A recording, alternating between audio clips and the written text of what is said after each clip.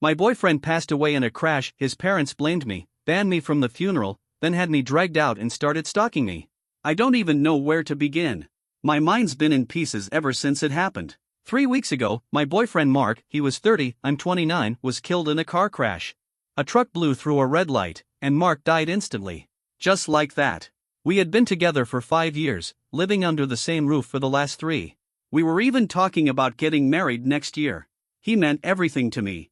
His parents, John and Mary, they're in their 60s and both from San Francisco, never warmed up to me. I never understood why. I always tried to be kind, friendly, respectful. But they were cold from the very beginning. Mary would make snide little remarks about my job, I'm a graphic designer. She'd say stuff like it wasn't a real profession. John usually just acted like I wasn't even there. Mark knew they treated me like that. He used to tell me to ignore it, that what mattered was how he felt about me. He always reminded me he loved me, and that was enough. The accident happened early on a Tuesday morning. Mark was on his way to work. He had called me maybe 10 minutes before, just to say hey like he always did. The night before, we had a small argument, something dumb about dishes or the laundry, I can't even remember now. But we made up before bed. That morning, he kissed me goodbye like always. That was the last time I saw him. That afternoon, my phone rang. It was John. No greeting, no warning. Just, Mark is dead. It's your fault. You killed him. I was so stunned I couldn't even get a word out. He claimed Mark must have been distracted from our little argument, and that's why he wasn't paying attention. But that's not true. The police report clearly said the truck driver ran the light, Mark wasn't at fault. John then told me I wasn't welcome at the funeral. Said if I dared show up, I'd regret it. Then he hung up. Just like that.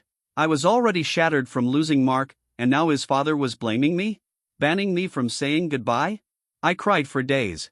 My friends came over and stayed with me, helped me through the worst of it. We even organized a little memorial for Mark with just our friends. The funeral was set for the following Monday.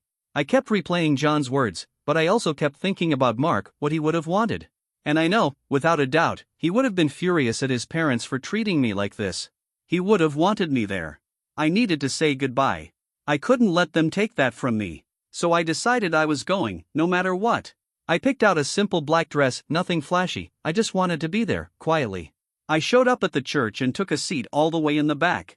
I was hoping no one would notice me, or at least leave me alone if they did. The service started, and it was heartbreaking. I was doing my best not to sob. About halfway through, I noticed Mary turn around, maybe scanning the crowd. Then she saw me. Her eyes went wide. She tapped John and pointed straight at me. He turned, his face turned red, and then, he stood up. He shouted across the church, "What is she doing here? Get her out. She killed my son. She has no right to be here." The priest stopped mid-sentence. Everyone's heads turned toward me. I just froze in my seat. I didn't know what to do. I felt paralyzed. Mary burst into a screeching, guttural wail. "She's evil. She took my baby boy." It echoed through the church.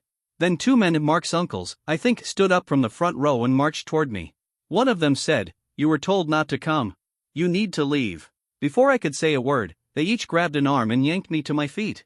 They practically dragged me down the aisle, past the coffin. I caught a glimpse of it, I just wanted one last moment near him, but they forced me outside, onto the steps. One of them spat out, "Stay away from this family. You've done enough damage," and they turned and walked back inside. I stood there, shaking, humiliated. My dress was disheveled, my arms were sore. I've never felt so small. I just wanted to mourn him. That's all. A few people trickled out afterward, looked at me with pity, but no one said a word. Eventually, I walked away and went home. Yes, they told me not to come. But Mark and I were together for 5 years. We built a life together. How could I not go? How could I not say goodbye? My lawyer told me it'd be smart to get the locks changed on my apartment, just in case. I'm getting that done tomorrow. I wish I didn't have to think like this, but honestly, it's like I'm trapped in a nightmare that keeps getting darker. I'm not trying to fight anyone. I'm just trying to mourn Mark. But they're making that impossible. And while I'm still heartbroken, I refuse to let them steamroll me. Mark wouldn't have wanted that either. Update 2. It's been a few more weeks since I last posted, and somehow, things have gone from bad to unbearable. After I packed up Mark's personal belongings, my lawyer sent a letter to John and Mary's attorney. The letter explained that Mark's things were organized and boxed, grouped by type, and ready to be handed over. We gave them a few reasonable options. They could have their lawyer review the items, we could pass them through a neutral third party, or they could collect the stuff with their attorney present. One thing was clear though, they weren't coming into my home alone. Their response? Pure hostility. Their lawyer got back to us claiming my offer was disrespectful and insufficient. They said I was hiding Mark's assets and demanded full access to my apartment so they could search for anything they thought might belong to him, even gifts he gave me. They now say the birthday camera he bought me was never mine. Same with the necklace from our anniversary. Apparently, anything worth money was only loaned to me. It's absurd. Then the phone calls started up again. This time, most of them were from Mary. Her voicemails were all over the place, long, rambling, and emotionally chaotic. Sometimes she was sobbing about Mark, other times she'd scream into the phone and call me a thief. One message ended with her saying, "I hope you lay awake every night thinking about what you did to Mark and what you're doing to us. You're a parasite." John sent a few text messages too. One just said, "You're not getting away with this. I've documented everything." Real subtle. My lawyer told me it was good that I'd saved all the messages. I've been keeping records of every word. Changing the locks turned out to be one of the smartest things I've done. Because last Tuesday, I had a truly terrifying run-in. I was walking up to my apartment after work when I spotted Mary standing outside the building. She was just staring at my front door like she was waiting for something or someone. I froze. She noticed me and immediately started marching toward me. "You," she yelled. "You don't belong in his home." I told her calmly, "Mary, this is my apartment. Please leave me alone." She got inches from my face and said, "Mark paid for things here. His soul is in this place. And you're desecrating it." I tried stepping around her to get inside, but she blocked my path. "We want his things. All of them. You're a thief." I reminded her that I'd offered to return Mark's personal items through the lawyers, and told her again to leave me alone. Then out of nowhere, she reached out and grabbed my arm, her nails dug right into my skin. "You will let me in," she shrieked. I yanked my arm back and told her no loud and clear. That's when she completely fell apart. She collapsed right there on the hallway floor, sobbing and screaming, "My baby! My baby! She's keeping him from me. She killed him and now she's stealing everything." A neighbor cracked their door open and stepped out, clearly startled. Mary was on the floor in full hysterics while I stood there completely stunned. The neighbor asked what was going on. Before I could explain, Mary looked up at them with tears streaming down her face and said, "She won't let me have my dead son's things. She's cruel." I turned to the neighbor and calmly said, "She's not in a good state. I've asked her to leave." They didn't really know what to say. I told them I'd be calling the police if she didn't go. That seemed to snap Mary out of her meltdown, because she suddenly scrambled to her feet and ran out of the building, still crying and wailing. I went into my apartment with my hands shaking so badly, I could barely get the key in the new lock. First thing I did was call my lawyer. She was extremely concerned. She said this had officially crossed the line into harassment. She drafted and sent another formal letter to John and Mary's legal team, demanding that they stop all direct contact with me immediately and go through proper legal channels only. She also told me we should start preparing to file a restraining order if anything like that happened again. And then, just when I thought maybe it was finally quieting down, I got blindsided by someone I thought I could trust. A guy named Alex, who was friends with both me and Mark, reached out. I honestly thought he was checking in on me, but that's not what the call was about. He said John and Mary had been telling people I was abusive to Mark, that I controlled his money, that I kicked him out of the apartment the night before the accident. All of it was complete garbage. He told me he didn't know what to believe, but that John and Mary seemed really convincing in their grief. And then he had the nerve to suggest maybe I should just give them everything to make peace. I told him straight, John and Mary were lying, and if he could believe them over someone he's known for years, someone who loved Mark, then he wasn't really my friend. He started saying something about how grief makes people act out, but I just hung up. It's like they're trying to rip apart every part of my life. My reputation. My friendships. My ability to just mourn someone I loved. I've continued packing up Mark's clearly personal things, photo albums, clothes, stuff he owned before we met. I photographed every item and shared the list with my lawyer. But I'm not handing over my own belongings. And I'm definitely not giving up gifts Mark gave me. That's crossing a line. I feel like I'm under constant attack. Every unknown call makes my stomach turn. I'm barely sleeping. I don't feel safe in my own home. But I'm not giving up. What they're doing is wrong, and I know it. Update 3. Hi again. I'm not sure why I keep posting, maybe just to get it all out. But things have taken another dark turn. After Mary's breakdown outside my apartment, my lawyer sent a very direct and strongly worded letter to their attorney. It included every detail: Mary's harassment, the false rumors they were spreading, the ongoing intimidation. It warned that if either of them or anyone acting on their behalf contacted me again or showed up near me, we would immediately seek a restraining order and begin harassment proceedings. For a few days, everything went quiet. I actually allowed myself to hope that maybe, just maybe, they were backing off. I was wrong. Last Saturday, I ran out to the grocery store. When I got back, I parked in my designated spot in the apartment garage and noticed something tucked under my windshield wiper. It was a photo of me and Mark, smiling, from a vacation we took 2 years ago. Someone had taken a black marker and scratched out my eyes. They wrote "murderer" across my forehead. And tucked right under the photo was a dead bird. I froze. My blood ran cold. This was no longer just grief-fueled rage. This was a threat. I took pictures before touching anything. I had a pair of gloves in the car, thank God, so I used them to bag everything up. Then I called the police. 2 officers came by. I showed them the picture, the bird, all the messages, the letters from the lawyers. I told them everything about the harassment, the funeral, the apartment incident with Mary. They were disturbed. One of them said it could qualify as stalking or harassment, but they also warned me it would be tough to prove unless someone saw who did it. There are security cameras in the garage, but apparently, they're old and the footage isn't always clear. They promised to review it. And then, the next day, Sunday, I was at home, trying to focus on a freelance project and distract myself for once. That's when I heard loud, aggressive banging on my apartment door. I wasn't expecting anyone. I looked through the peephole. It was John. When I looked through the peephole and saw John, he looked furious. I didn't open the door. He started pounding on it with his fist. "I know you're in there," he shouted. "Open this door. We need to talk." I stayed completely silent. My heart was racing. I didn't know what he might do. "You think you can hide in there? You think you can steal my son's things and get away with slandering us to the police?" he kept yelling. "Mary's in the hospital because of you. This is your fault." I didn't say a word. I was honestly scared he might try to break the door down. Then he hit it again, this time harder. "If you don't open up, I swear I'll find a way in. Mark's stuff is in there. We have a right to it." Then I heard Mary's voice, strained and shaky, but still clearly angry. "John, stop. You're going to hurt yourself," she said. "Let me talk to her." I heard some movement and then Mary was at the door. "Please," she said softly, "just let us have his memories. We don't have anything left. You took our son. Don't take everything else. My heart can't take this. I just want something of him." She sounded like she was crying. And maybe she was. But after the photo, the dead bird, and everything else they'd done, I couldn't trust her.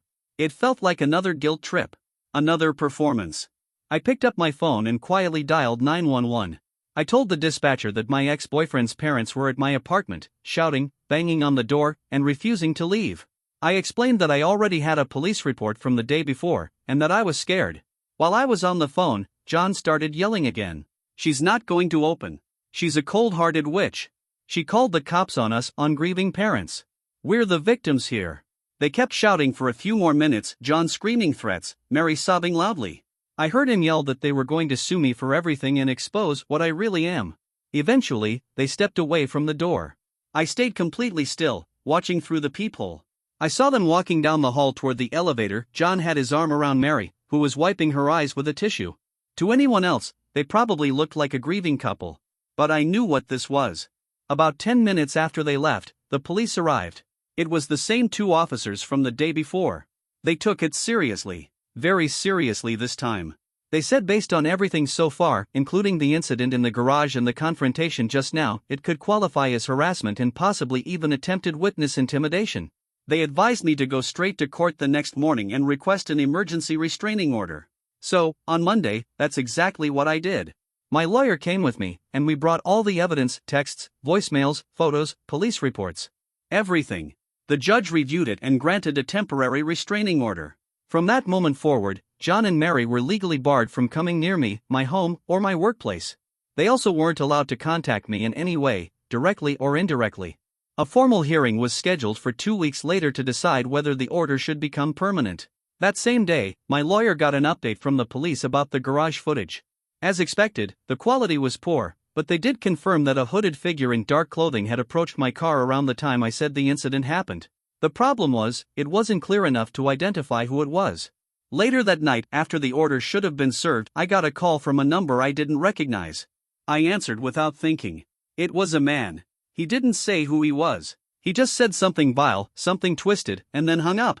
I don't know if it was one of Mark's uncles or someone else, but I called the police right away and reported it. They told me if it could be tied to John or someone acting for him, it would count as a violation of the restraining order. They said they'd document it. Still, it left me shaken. A restraining order is just a piece of paper. And these people clearly aren't acting rationally. Mary allegedly ended up in the hospital because of her heart. But honestly? That could have been a stunt to make me feel guilty, or worse, to push John even further. I wouldn't put it past them if she checked herself in just to make a point. I'm constantly on edge. I lock every window, double-check every door. I told my job about what's been happening. Luckily, the building has security, and they promised to keep an eye out. My friends are worried. Sarah offered to come stay with me again. There's no peace. They've turned Mark's death into a weapon and pointed it at me. And the truth is, I don't know what their next move will be. This thing between me and his parents, if you can even call it a relationship, has gone from strained to hostile to dangerous. I don't see how it ends without more fallout. Update 4. 2 more weeks passed. Yesterday was the hearing for the permanent restraining order. I didn't know what to expect going in. There hadn't been any more direct confrontations since that strange call after the temporary order was served. Maybe the threat of immediate arrest had finally convinced them to stay away for now. But the passive aggression never stopped. I found out through a former friend of Mark's, someone who reached out to offer their support, surprisingly, that John and Mary had been posting vague but obvious digs at me on social media. Things like, grief is made harder when wicked people try to profit from your pain, or our son was too good for this world and some of the people in it. Justice will come. They also posted old photos of Mark with captions about how much they missed him and how they were fighting for his memory. They never used my name, so my lawyer said it would be hard to argue it broke the restraining order. But anyone who knew us could connect the dots. It was all a calculated smear campaign meant to make me look like the villain. Then, just days before the hearing, their lawyer tried to get it delayed. He claimed Mary was too emotionally fragile to attend, and that her heart condition had worsened because of the stress I had caused. My lawyer pushed back hard. She argued that Mary didn't need to be physically present, and that delaying the hearing would only prolong the emotional strain on me, not to mention potentially compromise my safety. The judge agreed. So the hearing went ahead. John showed up with their lawyer. Mary didn't come. And John, he looked awful. At the hearing, my lawyer laid everything out, start to finish. She walked the court through every incident, the funeral, the verbal abuse, the voicemails, Mary showing up and grabbing me at my apartment, the photo with my eyes scratched out, the dead bird, the banging on my door, and even the disturbing phone call I got after the temporary restraining order had been served. She emphasized how their behavior kept escalating and how I'd done everything I could to handle things legally and peacefully. The officers who'd responded to my reports also gave statements. They confirmed the pattern of harassment and backed up my version of events. John and Mary's lawyer tried to paint a different picture. He said they were just devastated parents acting out of grief. He admitted their actions may have been excessive at times, but insisted it was all because of the pain they were feeling, the desire to protect their son's legacy and get back some sentimental items. He tried to make me out as cold, unwilling to cooperate, someone who was punishing grieving parents for no reason. He even claimed I had misinterpreted their actions, and that the dead bird incident could have been a coincidence or done by someone entirely unrelated. As for Mary's meltdown at my door, he called her a heartbroken mother, not a threat. He said the call I got after the order couldn't be definitively linked to John or anyone connected to them. But then something unexpected happened. While his own lawyer was trying to downplay everything, John lost control. He suddenly stood up and shouted across the courtroom, "She's lying. She drove him to his death. She's a gold digger, a vulture trying to take what doesn't belong to her. Mark would be disgusted with her." The judge immediately raised his voice, calling for order. John's lawyer tried to get him to sit down, but John kept going. "You don't understand what she's done to our family," he yelled. "Mary is sick because of her." At that point, the bailiff moved closer to him, and John finally sat back down. But he was seething, his chest heaving, his eyes locked on me with pure hatred. The court took a short recess after that. When we came back, the judge delivered his decision. The restraining order was granted permanently for 2 full years. John and Mary are now legally forbidden from contacting me in any way, no texts, no calls, no messages through third parties. They have to stay at least 500 feet away from my home, my job, even my car. They're also not allowed to post about me on social media, not even vaguely. The judge was stern. He said he sympathized with their loss but made it crystal clear that their behavior toward me had crossed the line into harassment. He warned John directly that if he violated the order, he'd be arrested immediately. John looked like someone who'd just lost a war he didn't think he could lose, part furious, part defeated. As he left the courtroom with his lawyer, he turned and looked back at me. He didn't say anything, but that stare said plenty. It was full of menace. Like a silent threat that this wasn't over. So, I have the restraining order now. And yeah, it's still just a piece of paper. But this time, it has actual consequences behind it. That gives me a little more peace of mind. The issue of Mark's belongings still isn't fully settled. After the hearing, their lawyer contacted mine and said that John and Mary are too emotionally distressed to handle it right now, but they still expect to receive everything that belongs to Mark.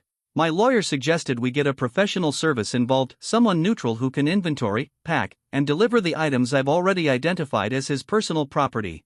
At my own expense. Just to put an end to it. I agreed. I just want it out of my apartment. Out of my life. One less thing for them to obsess over. The restraining order may keep them physically away for now if they follow it. But I don't think this is truly over. Their obsession is too deep. Mary always seems to fall ill at just the right moment, as if her health issues are a tool to guilt people or stir things up. And John's rage? That doesn't feel like it's going away anytime soon. There's no peace in this. No real victory. I got the order, and I needed it for my own safety. But the emotional damage is still here. The fear hasn't left. The anxiety lingers. I lost Mark. That was already enough to break me. But on top of that, I've had to fight his parents, people who've tried to ruin my life just so they'd have someone to blame. I guess that's it for now. I don't know if I'll post again. I hope I won't have to unless things somehow get even worse. And God, I hope they don't. If you've read this far, thank you. It helped just to write it all out. To put it somewhere outside of my own head. I appreciate anyone who's listened.